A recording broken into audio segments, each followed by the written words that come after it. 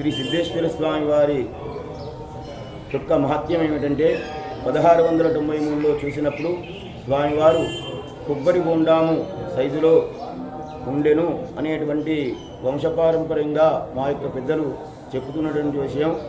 స్వామివారు ఏంటంటే భక్తుల కోరికలు తీర్చి చింతాకు పరిమాణం పెరుగుతున్నాడనేటువంటిది ఇక్కడ మహత్యము.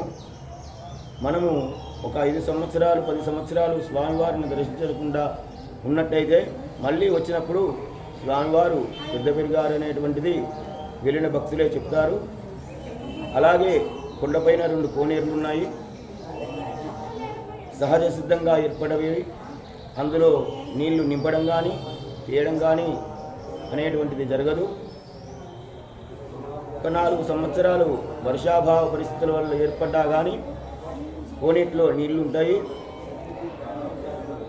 ఆ కోనేరుకు ఎదురుగా సొరంగ మార్గం నుండి కోనేటి జలాన్ని తీసుకొని సిద్ధులు ఈ స్వామివారి సేవించి వాళ్ళ అంత్యకాలము లోపల సిద్ధేశ్వర స్వామిలో ఐక్యమయ్యారనేటువంటిది ఈ స్థల పురాణము.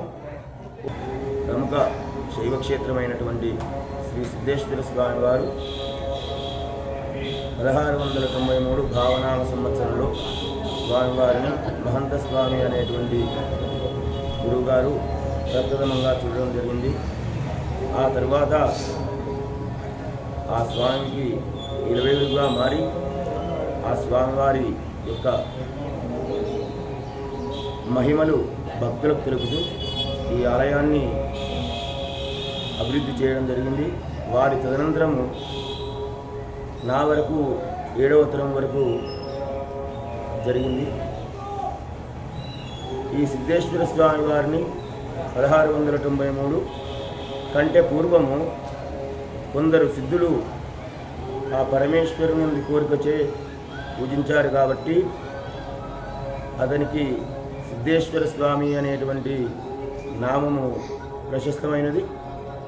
ఈ సిద్ధేశ్వర స్వామి వారి సన్నిధానం లోపల మహాశివరాత్రి పర్వదినాన్ని పురస్కరించుకొని 3 రోజుల పాటు వైభవంగా పూజా కార్యక్రమం, అష్టదిక్పాలక బలిహరణ మరియు అగ్నిగుండ ప్రవేశము జరిగింది.